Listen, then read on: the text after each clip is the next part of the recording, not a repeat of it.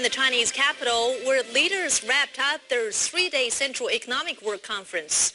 The meeting mapped out the policy agenda for the world's second-largest economy in 2015. Our reporter Yang Chengxi starts it off. Chinese leaders have laid out their visions for the government's economic policies in the coming year. And a key phrase during the Central Economic Work Conference has been the economic new normal.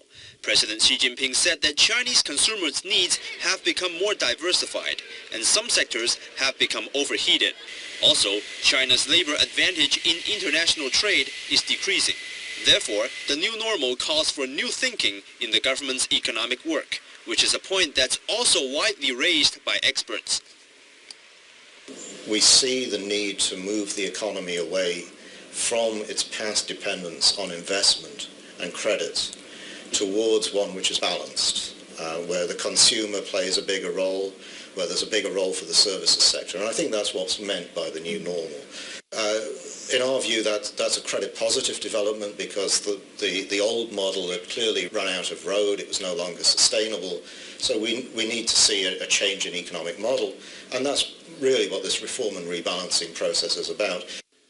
During the work conference, President Xi acknowledged that financial risks like over-leverage and bubble in the economy still persist. He said that in order to balance growth with structural reforms, the government will maintain a proactive fiscal policy and a stable monetary policy. Chinese leaders have defined 2015 as a key year for deepening the country's comprehensive reforms. The Chinese economy is in a new normal, and it is widely expected that the series of decisions announced today could help transform the country's growth structure and spark new growth points. Yang Chengxi, CCTV, Beijing. Was executed in 1996 for raping and murdering a woman in Hohhot was declared innocent on Monday.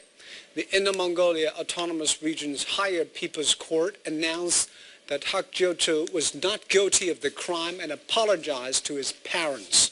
Zhao Yunjie starts us off. A wrongful conviction finally overturned. Hak Jiutu is innocent and his family can apply for compensation. Hak Jiutu's parents have been seeking this verdict for 18 years. He was sentenced to death and executed during a major national crackdown on crime in 1996. In April that year, a woman was raped and murdered in a public toilet in Inner Mongolia. 62 days later, Hak Jiutu was executed for that crime. But in 2005, a suspected serial rapist and killer called Zhao Zhihong was arrested and confessed to the murder. Miao Li, a lawyer representing Hak Jiutu's family, says the court found Hak Jiutu guilty for two reasons. One was his confession, the other a blood test. But Miao says that reviewing files, she found no evidence supporting the case that Hak Jiutu raped and murdered that woman. It was dark when the crime took place, but in his confession, he described the color of the victim's clothes, her hairstyle, how many holes her belt had. It was far too detailed and precise. The only physical evidence used was a blood type test. No tests were carried out on him to compare the semen stain found on the victim, and there was no DNA report. These are very basic investigation procedures. Many details suggest Hak Jiutu's confession was made under duress. Hak Jiutu retracted his testimony, saying he was forced to confess as he was not allowed to eat or drink at the Public Security Bureau. Officials there told him he could go home after he admitted his guilt. Hak Jiutu's mother said she will never forget her son waving to her before his execution.